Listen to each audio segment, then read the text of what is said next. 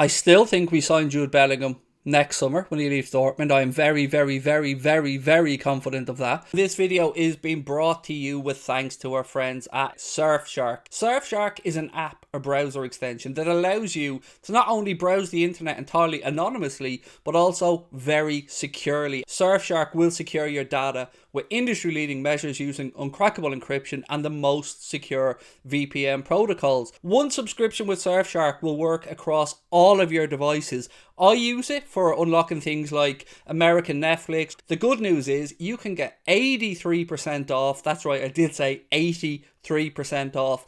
And an additional 3 months free using the Anfield Agenda link in the description. They've also got a really credible and unique 30-day money-back guarantee. Here's a little bonus for you. Not only do you get all the incredible things that you've just seen on that Surfshark video, but if you sign up to Surfshark during June, you also get free antivirus as part of your subscription. So if that doesn't give you another reason to take out a Surfshark subscription, I don't know what does. But look, I want to just spend a few minutes talking about FSG, the revolution of Liverpool owners, and where we are currently in the transfer market. So, what do we know? Well, we know that Jurgen Klopp has signed on to be Liverpool manager for another 2 years, which is absolutely amazing. Klopp 2026, we're all for it. Nobody's any aggro there. Great to see that that deal was done quickly. But that's, for me, pretty much where the good news stops. Because, and these, often people say, well, these are just your opinions, and people agree or disagree, and that's fine. But some of the stuff I'm going to talk about today hasn't just been my opinion. It's been stuff that's been put out there into the media and widely reported. So let's rewind back to Jurgen Klopp signing his new contract with Liverpool Football Club. We're all obviously over the moon. It's the news, probably more so than any player, that we all wanted to hear. But what we also heard very quickly after Jurgen Klopp signed his new Liverpool contract, put out there by very respected journalists, people who I would say are as reliable as they come, that Jurgen Klopp wanted to tie down Sadio Mane, that Jurgen Klopp wanted to tie down Mohamed Salah, that Jurgen Klopp was considering giving an extension to James Milner, and that Jurgen Klopp wanted to get Naby Keita signed onto a new deal. If we are to believe that to be the truth, and that is the manager's wish, the manager's will, then my question is, how have we ended up in a situation where Sadio Mane is about to join Bayern Munich? At least it's been widely reported. He apparently asked Liverpool for a wage of about 400 grand a week, maybe just under 390, something along those lines. And it looks like he could be earning about 320,000 quid a week at Bayern Munich. On top of that, we now have a situation with Mohamed Salah where, and I discussed this in a video that went up yesterday, he was offered, again widely reported by very credible journalists, a 15% increase in his wages. That's a long way from the 400 or 500 grand a week that people had been putting out there that Salah was demanding, and I never liked the word demanding with Mohamed Salah, asking for. I never use the word demanding because I don't feel like he's the type of man that would demand anything. If we're to look at it objectively, a player who has rewritten the history books at Liverpool, who has scored an incredible amount of goals, was offered 15%. So taking him from a rumoured 200 grand a week before bonuses to a roughly 230 grand a week before bonuses. Is it any surprise that that offer would be rebuffed and turned down? Because it is, in my opinion, a derisory offer. And how that plays into Klopp's will to want to keep Mane and Salah, I don't know. I don't know if something has changed behind the scenes. Because for our owners to allow Mane, Firmino, Salah, Chamberlain and Keita all to run down their contracts to 1 year to go, yes, you expect some change in personnel. So maybe we always knew the likes of Oxlade-Chamberlain may move on, or one of the forwards might move on. But Sadio Mane has been an incredible servant to our football club. Somebody who I've said for the longest time, I feel like he's underappreciated, and I feel like if the rumoured wage of 100 grand a week or 120 grand a week is true, and he sees Bobby on 180 grand and Mo on 200 grand, can any of us be surprised that he feels perhaps a little bit like a change of scenery, or that he hasn't fully been appreciated? And you can say the exact same thing now about Mo. This has gone past looking for a good deal from our owners into PR spin and bullshit, quite frankly. Mane could be off. We have a very difficult task now to replace Sadio Mane in the team. You know, do we go out there and bring in a Darwin Núñez, a Christopher Nkunku, a Jared Bowen? Time remains to be seen, but that's already one uphill task. Now, as Liverpool fans, we're facing down the barrel of potentially losing Mo on a free next summer, and the news comes out today that he wouldn't be against the move to another Premier League club. So imagine as Liverpool fans, after just losing out on the Champions League final and coming runners up to Manchester City, you're a little bit deflated, albeit very proud of the team and an incredible season. But you're a little bit deflated and you're hoping for some good news. And it doesn't happen. And then the developments of what happened in Paris to the supporters and the Real Madrid supporters, everybody who attended the game and how badly that was managed.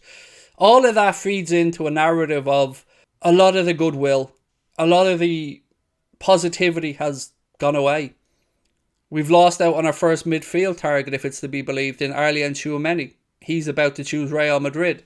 Yes, you can say we're a little bit unfortunate that Madrid didn't get Kylian Mbappe, and if they had got Mbappe, we probably would have been able, in my opinion, to get Tchouameni over the line, because I don't think they would have had the same immediate need to go out there and get a win, because it was a big loss to them and their fan base, obviously losing Mbappe to PSG, or losing out on signing Mbappe from PSG. So they went out there and they're going to try and bring in Tchouameni and a few others to obviously have a good window. So now we're looking around where we have a window where we know we need a midfielder. Jude Bellingham isn't available this summer. I still think we sign Jude Bellingham next summer when he leaves Dortmund. I am very, very, very, very, very confident of that. I know people will say Real Madrid have come in for it, but think about this logistically, or think about it like... not logistically, sorry, rationally. Bellingham left Birmingham to go to Dortmund to play first team football. I believe he turned down the opportunity to sign for Manchester United because he felt like he would get the minutes he needed to develop in Germany. And another season in Germany and another season of Champions League football for Bellingham is a good thing. I think, we all think and know deep down that his goal was probably to come back and play in the Premier League then. And if he wants to move to a Real Madrid, a Barcelona, they'll still be there for him in 6 or 7 years' time because he's still an incredibly young man. So I don't really worry so much about the Real Madrid Bellingham links because I don't think it's true, to be honest. And I think as an English boy, he'd prefer to play in the Premier League. So I can take all of that, but we still have no midfield option for this summer. Sangare is another player who we've been linked with. We're not the only ones though. Chelsea have been linked with him, and Chelsea themselves need a midfielder. They also had an eye on Tchouameni, and they too look like they've missed out there to Real Madrid. Calvin Phillips looks like he could go to Manchester City as a Fernandinho replacement in the long term. Again, we got to think about this thing with the mind that there is a quota of English players or homegrown players that clubs have to make sure that they have, and I'm not overly worried about that signing for Manchester City. I don't want to call it a box-ticking exercise of homegrown players, but it's not one that strikes fear into me as a signing. But them going out and getting Haaland, them going out and getting Julian Alvarez, them going out there and their CEO coming out and or Serrano, I think it was, one of them came out from Manchester City and said they're not finished yet. They've more signings to go. That shows ambition. Now, obviously, we've got to caveat this by saying that we don't have Manchester City money. We don't have Real Madrid money. We don't have PSG money. But after those clubs, we should be at the very, very, very top of the best of the rest with regards to generating money and revenues. And if our highest paid player at the football club is on 200 grand a week, I think it's fair that a lot of us Liverpool fans start scratching our head going, where's the Champions League rights money over the years? Where's the Premier League rights money over the years? Where's all the corporate sponsorship money gone? And yes, people will report back and say, well, you've got the highest or the second highest wage bill in the Premier League. Something just doesn't feel right. It feels like we constantly are in a cycle of being told next summer FC, next summer FC. Last summer, we were told this was going to be a summer. This was going to be it. This was going to be a summer where the club had to get through COVID. The club had to make sure that we played our cards close to our chest and that we were shrewd, and we were. We've made some. Diaz coming in was a great piece of business, but was probably forced on us by the fact Spurs wanted to go and sign him, and if we had waited, we would have lost them, and so we had to act quickly, and he came in January. But that's been a success. That's worked out well. Now we're still playing catch up, and not catch up on other clubs so much as catching up on ourselves. We didn't replace Gini Wijnaldum. You can give me the argument that Harvey Elliott or Curtis Jones was supposed to get those minutes, but ultimately we weakened ourselves in midfield by letting Gini go. We got away with that this season. We got away with it in midfield. We didn't get away so much with the centre-back situation before that. So my question, I suppose, is, at what point do we have to ask serious questions about these owners' ambition? Because there are people who believe FSG are great owners and great stewards of our football club, and that they have us on a sound financial footing, and that we have done incredibly well and been incredibly clever with what we've done. And it's very difficult to put up an argument against that, because they're right. But there's also another side where you think, is this down to Klopp? Is this down to him being able to coach and get the extra 15-20% out of players, along with Pep Linders and Kravitz and the rest of the coaches? And at some point, I feel like we have to start acting like a European elite club, a powerhouse club. And by that, I don't mean going out there and signing people on £500,000 a week or dropping 150 million quid on a player. But it would be nice to just go into a window and address the issues that we know that we have, rather than constantly playing catch up for those players and positions that we've lost. And we've been told that there's always been money there available for generational talent. Mbappe was a generational talent. We looked at Mbappe and tried to convince him to join Liverpool when he was leaving Monaco to join PSG. That would have involved a very hefty transfer fee. This summer, he was, as far as we all knew, available on a free. Now, there's no such thing as a free in football. We're all aware of that. But that didn't materialise. Another generational talent, Haaland, a goal scorer. Again, we weren't in that conversation. He went to Manchester City. They've also gone out and got Julian Alvarez from River Plate. So, a summer where we're supposed to push on and help Klopp develop a second squad or a second great team and continue this assault or this chasing down of Manchester City in the Premier League to the best of our abilities, because I'm aware we can compete with them, on a pound for pound basis. But it just feels like there is too many PR fuck-ups, too many faux pas, and a lot of media spin and not so much action. So I think it's time that we see some action. I think it's time that our owners stop making excuses and start actually supporting the manager, because we have a generational manager at our football club. And we are in a very good financial footing, which is, of course, in credit to FSG and the work that they've done. So I'm not an FSG hater. I'm not an FSG apologist either. I try and take things on a case-for-case basis. And success covers up a lot of cracks. It covers up a lot of misgivings or a lot of shortcomings. And I think that there's a huge chunk of us that believe that we're overachieving because of our manager. And if he doesn't get backed by FSG, and really think back here, we've only ever really invested heavily when we've sold heavily.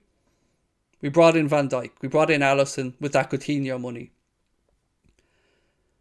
And it's been lovely to be able to keep hold of our players through their peak years of 26, 27, 28, like we have with Mane and Salah. And it's been lovely adding in Fabio Carvalho, Harvey Elliott, Cade Gordon, Ben Dokes. These young players that will help Jurgen Klopp develop his second squad. But there also needs to be those 3 or 4 established signings. And I think for myself, I'd like to see obviously Mane replaced. I'd like to see at least one top-notch central midfielder brought in.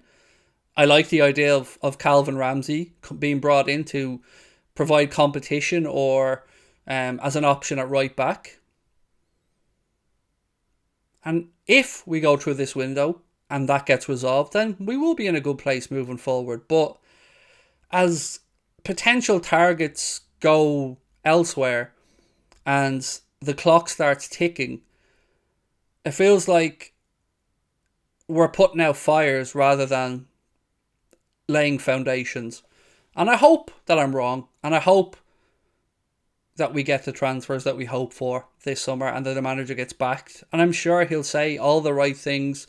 And I'm sure we'll still have a good season next season. But it does feel like a missed opportunity if we don't go out in this window and really invest and push on.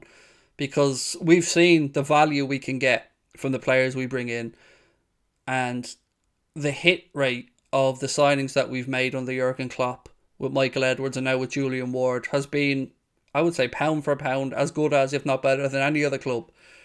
So what I want to know, guys, is what's your thoughts about our owners and the way they have acted in the transfer market? Are they extremely clever? Am I an ungrateful fan that's just moaning for nothing? Or do I have a point? Do you feel like we need to now step up and really back Jurgen Klopp and stop hoping he can pull a rabbit out of the hat? Either way, love to know your thoughts. Do hit that subscribe button for me. Drop a like on the video. And of course, let me know your thoughts in the comment section. Once again, thank you for all your support. And yeah, have yourselves a cracking week. And I will talk to you really soon. Take care. Bye-bye.